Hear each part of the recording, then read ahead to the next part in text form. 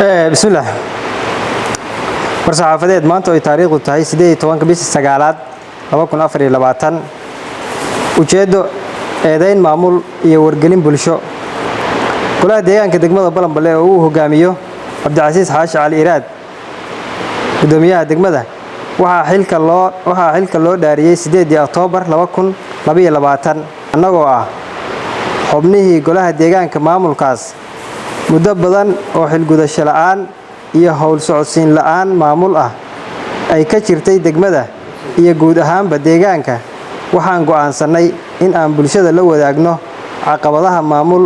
ee hortaagan isbeddelkii muddada qaatay ee loo xiisaha qabay waxaa guud ahaanba meesha ka baxay qaab dhismeedkii maamul ee goluhu ku haystay xasaanada xubinimada golaha deegaanka uu ku matalahayay maamulka bulshada waxaa guud ahaanba fashilmay howlihii shaqo ee loo egmaday maamulka dawladda hoose ee degmada beddelkeedana wuxuu gudoomiyuhu xoogga saaray in uu ka shaqeeyo kala geynta bulshada iyo sidii uu uga faa'iidi lahaa ama uga samayn lahaa faa'iido qayro sharci ah mashaariicda kooban ee soo madhay maamulka intii uu muddada xilka hayay gudoomiyaha waxaan weli furmin xafiisyadii degmada iyada oo agaasimayaashii 29 May 2023 la magacaabay ay laayihiin ilaa hadda meel ay ku shaqeeyaan iyo cid ay la shaqeeyaan qaarna ayba sidaas ku geeriyoodeen waxaan haba yaraatee aan hab sharci ah loo marin golo ahaan warbixinna laga siinin golaha deegaanka wixii lagu sheegay canshuur qaadista iyada oo aan ilaa hadda laga helin wax xisaab celin ah sidoo kalena aan bulshadii laga qaaday meel loogu buuxin sida in nadaafad looga shaqeeyo ama dan guud oo kale waxaa baaqday muddo 2 sano ah oo la rabay 8 kal fadhi in lagu ansixiyo xeerar iyo qorshayaal fulintu soo bandhigto dood celin iyo falanqayn kadibna golahu ansixiyo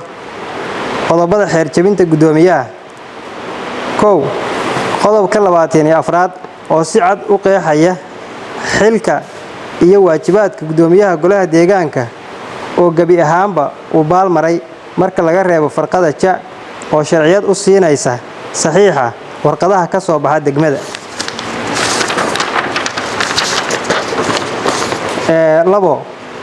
qodobka 31 oo qeexaya kulamada iyo fadhiyada ku dhisan xeer gole gaar ahaana tilmaamaya 3 meelood meel in ay soo jeedin karaan 3 meelood meel goluhu inuu soo jeedin karo kulan inuu ugu yeero gudoomiyaha iyo ku-xigeenkiisa iska waraysi xaaladeed iyo su'aalo weydiin isla xisaabtan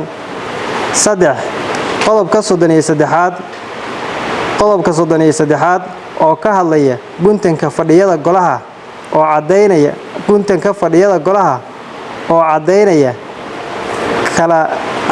cadeynaya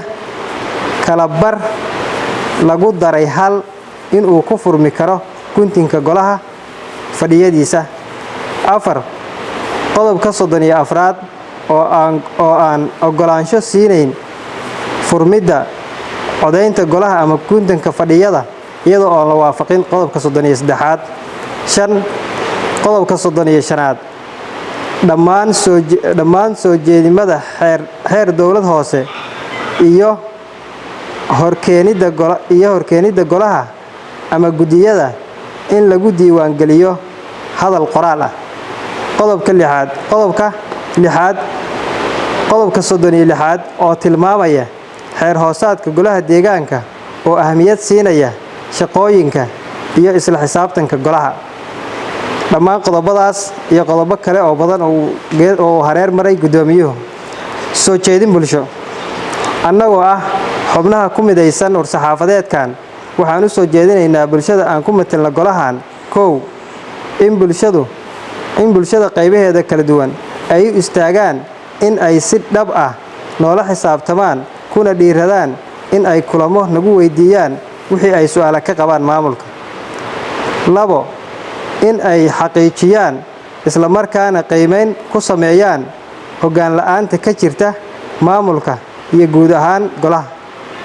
3 in ay nagu cadaadiyaan gaabiska iyo xilgudasho la'aanta